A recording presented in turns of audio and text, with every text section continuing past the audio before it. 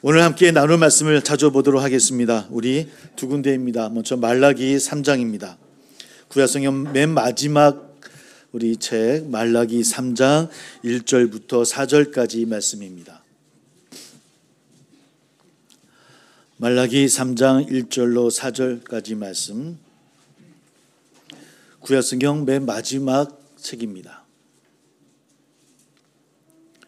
말라기 3장 1절로 4절 말씀 같이 함께 봉독합니다. 시작. 만군의 여호와가 이르노라. 보라, 내가 내 사자를 보내리니 그가 내 앞에서 길을 준비할 것이요 또 너희가 구하는 바 주가 갑자기 그의 성전에 곧 너희가 사모하는 바 언약의 사자가 임하실 것이라.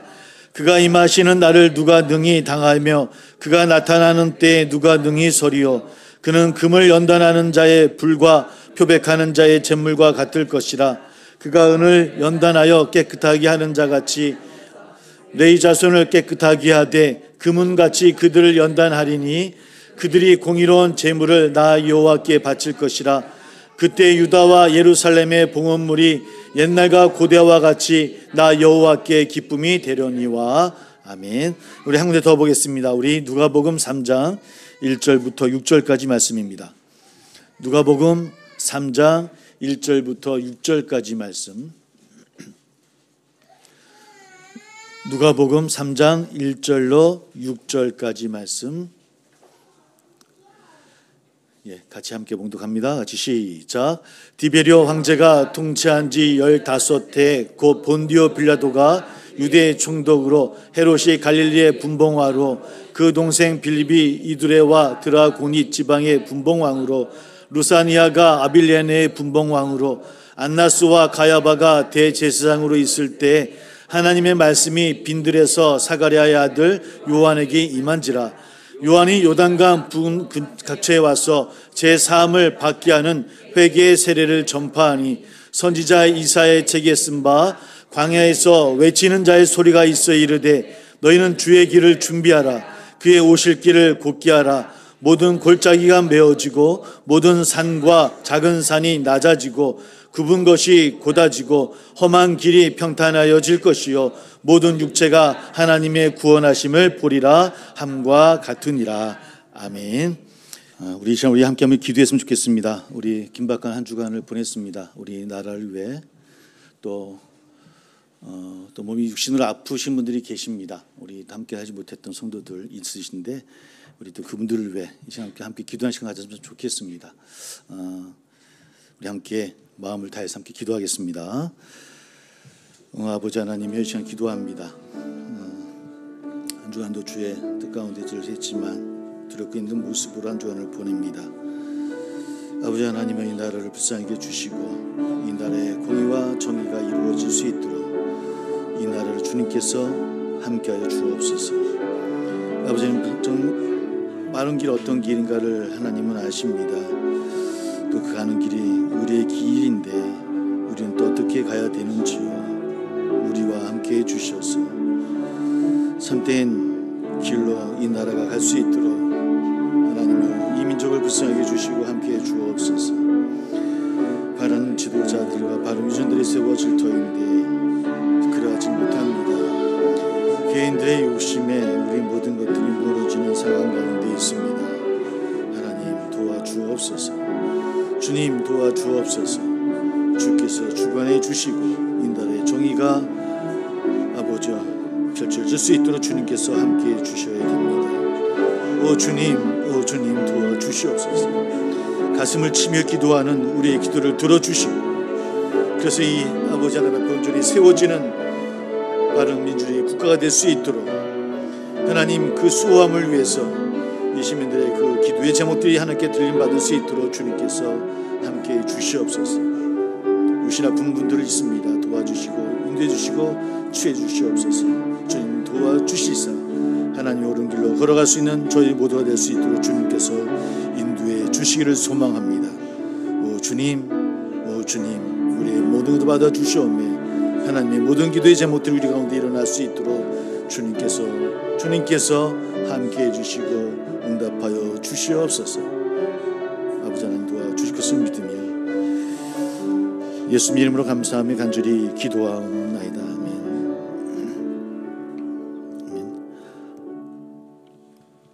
할렐루야. 감사 영광을 돌립니다. 힘들고 어려운 삶 가운데서도 또 긴박한 어려운 전국 가운데서도 저들 함께 모일 수 있도록 인도하여 주신 주님, 예배를 기뻐 받아 주옵시고 하나님이 함께 드려진 기도의 제목들 하나하나 주님 아십니다. 우리의 기도의 제목들을 흡양해 주시고 함께하여 주옵소서. 오늘 주 앞에 드려진 귀한 손길들이 있습니다. 그 귀한 마음들 다 받아주시고 충만케 해주시고 또 채워 주옵소서. 보이지 않는 곳에서 교회와 성도님들을 위해 눈물로 기도하며 헌신하는 손길도 있는 줄 압니다. 하나님 흡양해 주시고 나누며 베푸는 복도 허락하여 주옵소서. 말씀 가운데 은혜 허락하여 주옵시고 우리 주님만이 영광받아 주옵소서. 예수님의 이름으로 감사하며 기도하옵나이다. 아멘. 우리 서로 한번 인사 나누겠습니다. 당신은 하나님의 증인입니다 라고 서로 인사합니다. 당신은 하나님의 증인이십니다. 우리 모두 하나님의 증인이십니다. 아멘. 예. 오늘은 대림절 두 번째 주일입니다. 대림절 두 번째 초는 두 가지의 색입니다. 진보라색과 연보라색. 진보라색은 지난주에 말씀드렸던 것처럼 소망의 의미가 있고요. 연보라색, 오늘도 함께 켜진 연보라색은 바로 평화입니다. 평화, 개인적인 평화, 또 사회적인 평화가 다 포함되어지는 평화를 의미하고 있습니다. 참 두 번째 주일을 나가는 이 대림절에 우리에게 또 많은 의미가 있는 또 그런 말씀이기도 합니다. 지난주에 많이들 놀라셨을 것 같습니다. 자칫 광기로 인한 어느 생명을 앗아갈 수 있다는 그런 두려움으로 저는 긴 밤을 기도하는 마음으로 뜬 눈으로 세웠던 것 같습니다. 혹여나 또 핏값으로 지켜내온 나라이기에 또 45년 만에 들려진 계엄이라는 두 글자에 사실 두 손이 좀 많이 떨렸습니다. 두려웠습니다. 혹여나 6월에 사태 있으면 어떡하나, 혹여나 다치는 사람이 어떡할까라고 참 두려움의 시간을 보냈던 것 같아요. 결국 새벽에 환한 빛으로 또 변했던 아침을 우리는 함께 맞이했습니다. 지켜야 할 것들이 있음에 몸을 던져 지켜냈던 우리 이름 모를 시민들이 있었던 것 같고요. 우리들의 이웃들이 있었기 때문에 가능했던 우리의 아침이었음을, 그래서 또 빚진 마음으로 또 하루를 시작했던 것 같습니다. 열흘들이 또 여러 들려오는 소식들이 우리들 도통 헷갈리게 하고 또 그런 상황 속에서 아마 전국은 더 혼란 속으로 빠지겠다라고 하는 한 주간의 모습인 것 같습니다. 어떤 모습이든 우리가 뉴스를 들었고 기사를 보았고 또 그 판단은 다 다르리라 저는 바라봅니다. 그러함에도 이 모든 일이 목적을 위해선 피 흘림의 수단조차 불사하려고 하는 탐욕으로 시작되었음을 우리는 2024년 12월에 목도하고 있습니다. 무속에 빠진 자에게 꾸짖지 못하고 도리어 안수하며 축복했던 교회와 목사들은 지금 소외된 자들을 향해 축복했다는 이유로 그 목사들과 교회를 출교하고 있습니다. 그들은 우상을 섬기는 자에 대해서 안수하며 축복하고 있음에도 불구하고요. 이런 현실 앞에 우리는 두 번째 대림절 초, 평화의 의미를 갖고 있는 대림절을 우리 준비하며 나아가게 되어졌습니다. 평화의 초. 그래서 더 저 작은 초는 우리의 눈이 아닌 우리의 가슴으로 빛을 내야 되는 초임을 우리는 고백합니다. 그깟 작은 초가 무슨 의미가 있고 또 어떤 역할을 할 수 있겠냐라고 서로가 얘기할 수 있겠지만, 그러나 우리는 그 작은 불빛 하나가 어둠을 물리칠 수 있었다라고 하는 것을 역사를 통해서, 우리의 삶을 통해서 우리는 배워왔고 또 알고 있습니다. 우리 사랑하는 성도 여러분, 나라와 민족을 위해서 기도해야 될 것 같습니다. 또 교회는 나라가 위기에 처했을 때 또 그 교회가 해야 될 일들을 해야 되겠죠. 그것을 한번 질문해야 보아야 될 때가 아닌가라고 하는, 또 목사로서 회개하는 마음으로 함께 말씀을 나누고자 합니다. 오늘 말라기와 누가복음의 말씀입니다. 말라기는 기원전 450년경에 활동했던 그런 예언자입니다. 이 시기는 바벨론에서 포로 생활을 마치고 돌아와 성전을 재건하던 시기였습니다. 느헤미야 또 에스라 같은 그런 선지자들이 형식적인 제사의식과 정치 개혁을 시도하던 그런 때에 이 말라기도 함께 행하고 있습니다. 하지만 이스라엘은 과거의 잘못된 형태를 반복했고 영적으로도 쇠퇴하는 길을 걷고 있는 상황입니다. 말라기는 백성들을 향해서 하나님의 사랑을 환기시키고 이를 바탕으로 백성들의 잘못을 꾸짖고 있습니다. 그리고 하나님의 율법을 오용하며 백성들의 죄에 걸려 넘어지게 하는 제사장들의 죄를 지적하는 내용이 말라기의 내용입니다. 하지만 그 이야기를 듣는 많은 사람들은 이렇게 이야기합니다. 공의의 하나님이 어디 계시느냐?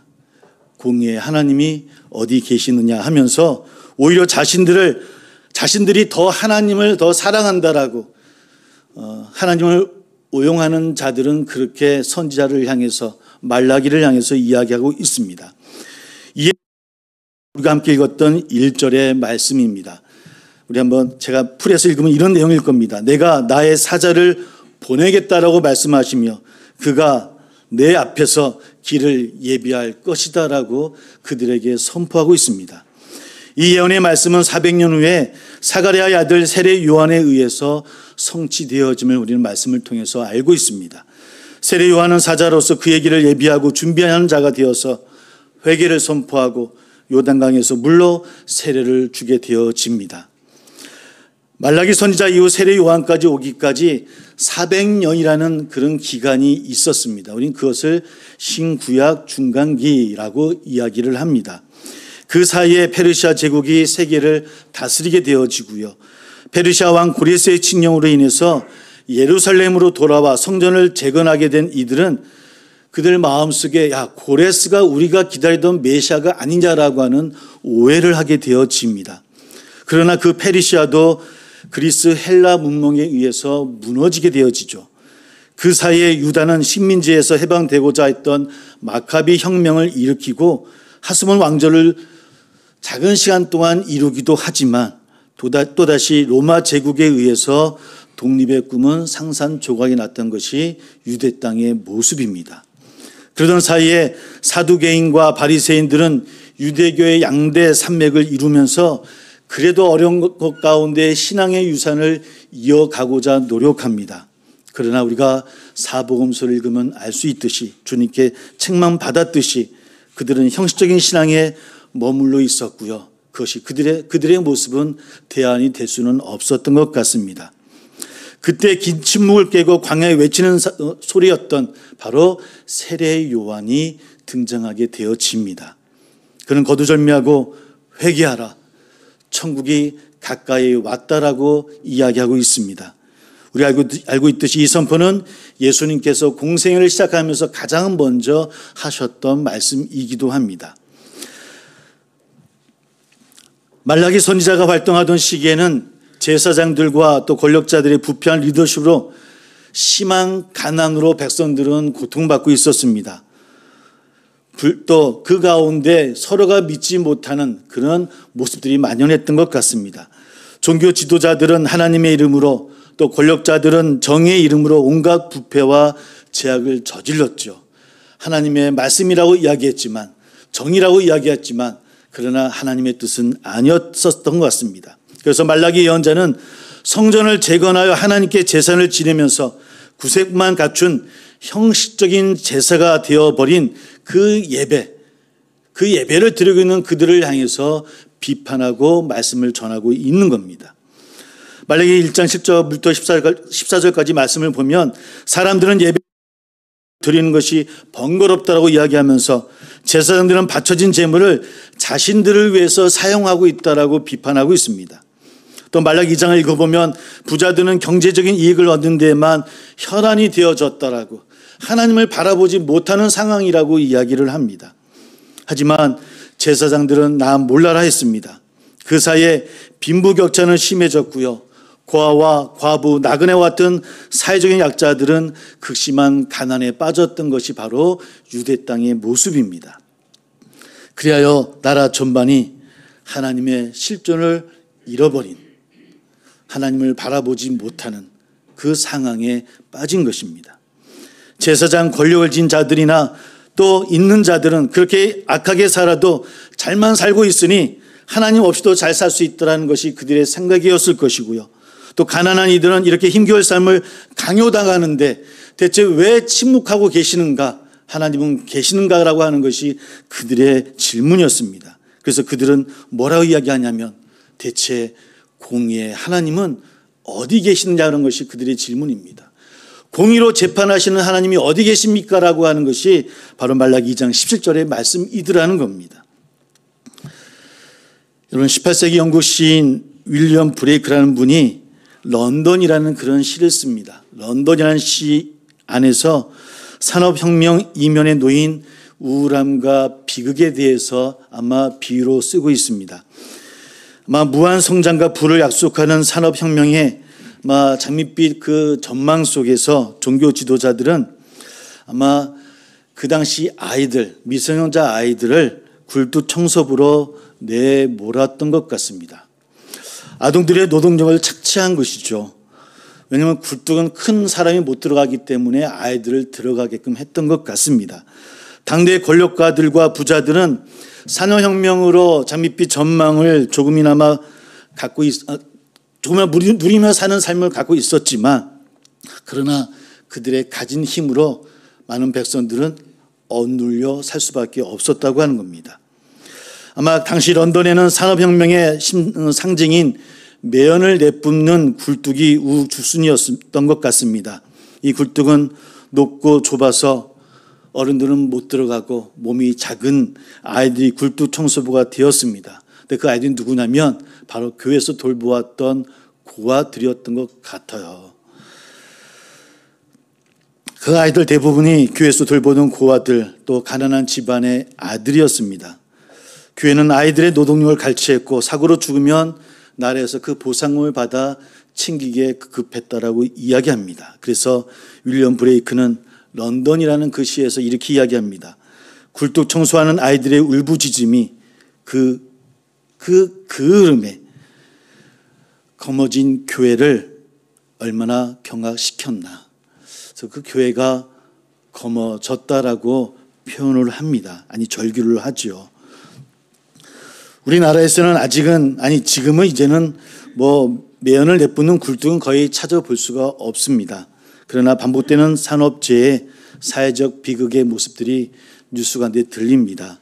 비정규직의 노동자들의 이야기나 또 우리는 너무나 또 경험하고 있는 하청업체 직원들의 모습들, 외국인 노동자도 마찬가지인 것 같습니다. 그 모습들이 그때의 아이들과 별반 다르지 않을 수도 있겠다라는 생각을 해보게 되어지죠. 하지만 다들 이것을 당연하게 여기고 교회도 이런 문제들에 대해서 말하면 정치적이고 진보적이네 하며 입을 가로막았던 것이 저나 우리들의 모습 아닌가라고 하는 고백을 하게 되어집니다. 한국 기독교 역사가 140년을 향하고 나가고 있습니다. 한국 교회가 2000년이 넘는 역사를 가진 교회보다 더 거머쥐고 있는 것은 아닌가. 그래서 교회가 나쁘다, 떠나자라는 얘기가 아닙니다. 그러므로 주님 때도 그랬던 것처럼 주님이 그 길을 걸으셨던 것처럼 우리 또한 구루토기의 길을 걸어가야 됨이 우리 그리스도인들 여러분 한 분 한 분 교회로서의 세워져야 됨을 우리가 함께 고백하고 나누는 우리 모두 다 됐으면 참 좋겠습니다. 그런 유대 땅을 향해서 말라기는 뭐라고 이야기합니까? 바로 공의의 하나님 어디 계시느냐라고 질문하는 그들을 향해서 하나님이 사자를 보낼 것이고 그것이 이를 것이다라고 이야기합니다. 그 사자는 은과 금을 깨끗하게 정련하는 정령군처럼 레위 자손을 깨끗하게 할 것이고 그렇게 되면 레위 자손이 하나님에게 올바른 제물을 드리게 되어질 것이다라고 이야기합니다. 무슨 이야기입니까? 레위 자손을 비유합니다. 즉 예배가 회복되어진다는 이야기입니다. 제사가 회복되어진다는 이야기입니다. 그 예배는 그저 예배당에 나와서 그저 유대 땅 성전에 가서 제사 드리는 그 모습만 이야기하는 것이 아닙니다. 이 예배당에서 뿐만 아니라 우리의 삶의 모습 가운데서 드려지는 그 예배의 회복을 우리에게 이야기하고 있습니다. 사랑하는 성도 여러분, 새한교회가 빛나는 것이 아니라 여러분 한 분 한 분이 교회이십니다. 여러분 한 분 한 분이 가정에서 사업장에서 직장에서 이런 그 예배 드려짐이 회복되셔야 됩니다. 여러분을 통해서 하나님의 영광이 드러나줘야 된다는 말씀입니다. 말라기는 바로 그런 이야기를 하는 겁니다. 그런 한 분 한 분의 모습의 회복을 통해서 하나님 나라가 회복되어져야 된다는 것이죠. 그런 삶 가운데 우리에게 그 길을 예비하라라고 세례 요한은 이야기를 하고 있어요. 근데 좀 함께 좀 생각해 볼 문제가 있습니다.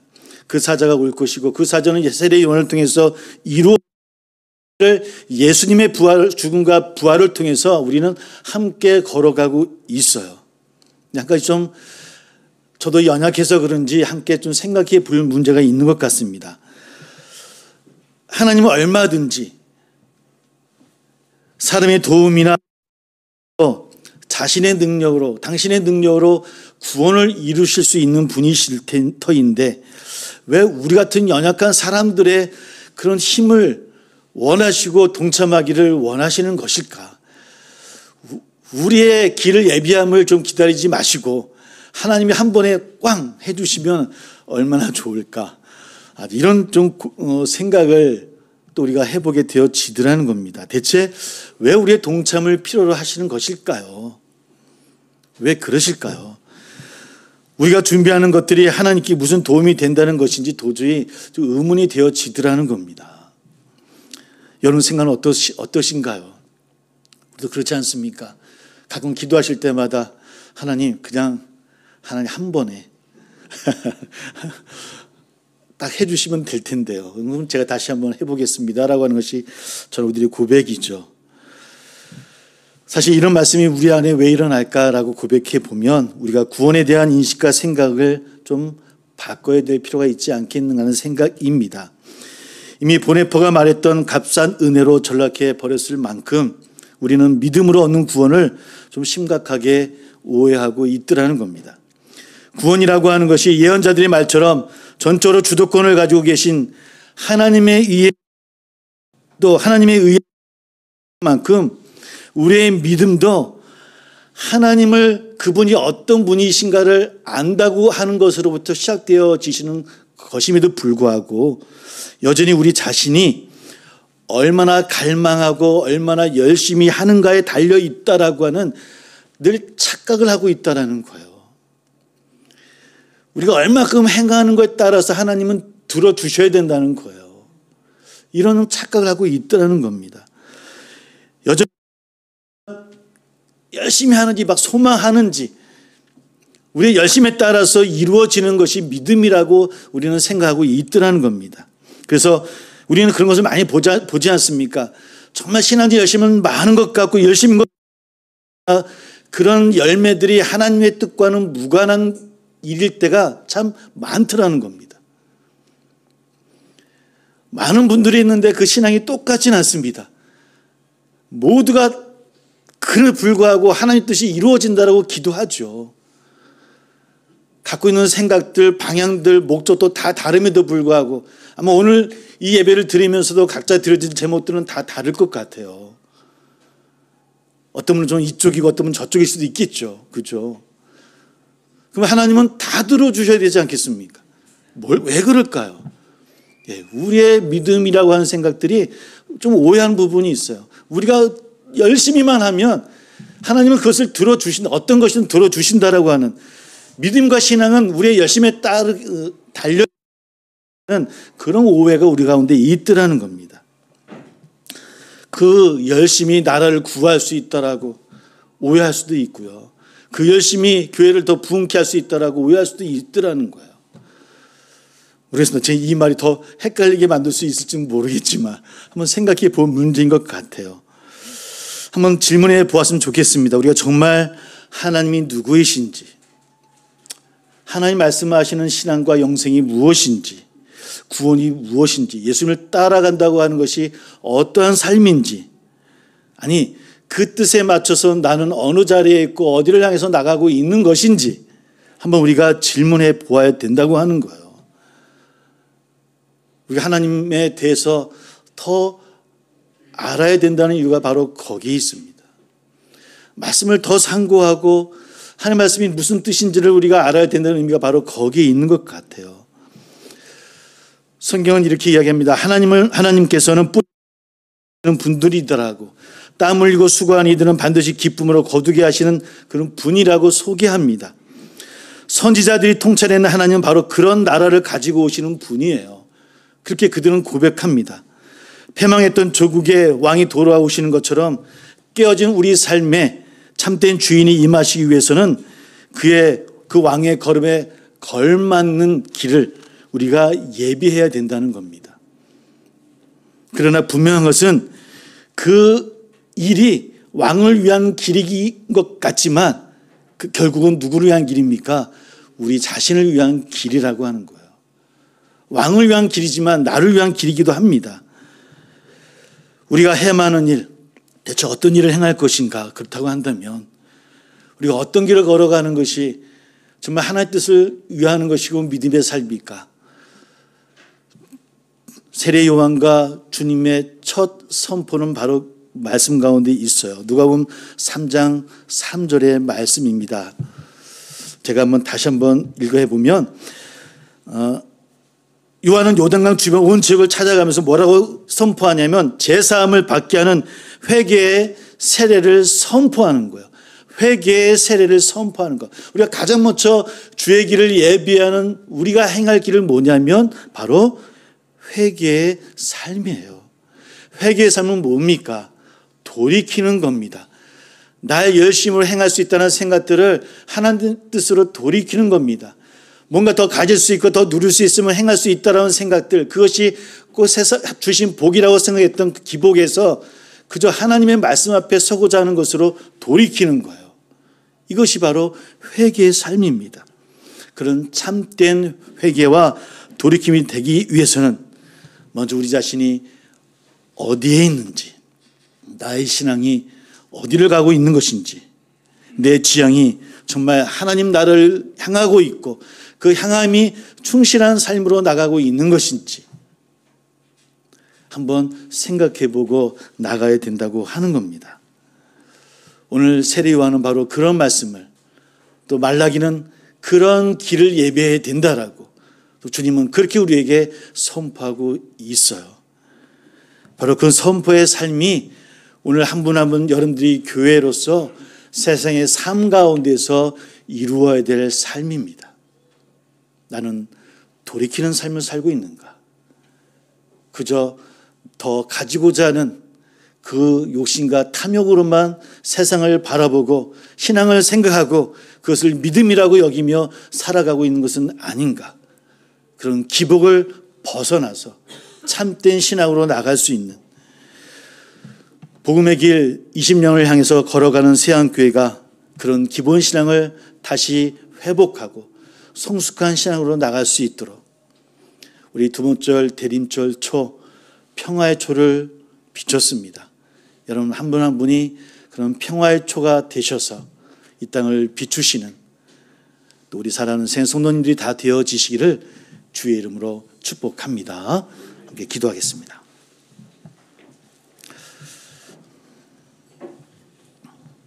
우리 한 분 한 분이 사자가 되어지기를 소망합니다. 그래서 한 분 한 분이 참된 교회로 세상 가운데 세워질 수 있도록, 그래서 여러분들을 통해서 작은 초지만 빛을 내어지고 어둠이 물러나고, 그래서 주님의 사랑과 주님의 환대함이 우리 가운데 이루어져서 참된 평화의 모습들이 우리 나 자신을 통해 이루어지기를 소망한다라고 함께 기도하며 성찬을 준비하도록 하겠습니다. 함께 기도합니다.